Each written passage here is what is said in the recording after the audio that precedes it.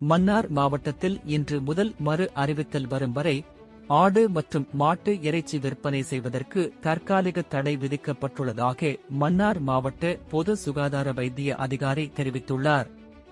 நாட்டில் ஏற்பட்ட வெள்ளப்பெருக்கு காரணமாக மன்னார் மாவட்டத்தில் அதிகளவான கால்நடைகள் உயிரிழந்துள்ளன.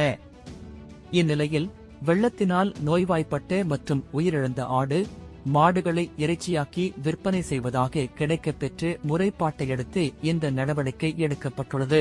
மிருக வைத்திய அதிகாரியின் ஆலோசனைக்கு அமைவாக மன்னார் மாவட்டத்தில் உள்ள அனைத்து பிரதேச செயலாளர் பிரிவுகளிலும் இந்த தடை அமுல்படுத்தப்படுகிறது. இந்த உத்தரவை மீறி இறைச்சி விற்பனையில் ஈடுபடுவோருக்கு எதிராக கடுமையான சட்ட நடவடிக்கை எடுக்கப்படும் என்று எச்சரிக்கப்பட்டுள்ளது. எனவே இது விடயமாக பொதுமக்கள் விழிப்புடன் செயற்படுமாறும், மறு அறிவித்தல் கிடைக்கும் வரை ஆடு மற்றும் மாட்டு இறைச்சியை கொள்வனவு செய்வதை தவிர்க்குமாறும் அதிகாரி மேலும் கேட்டுக் கொண்டுள்ளார்.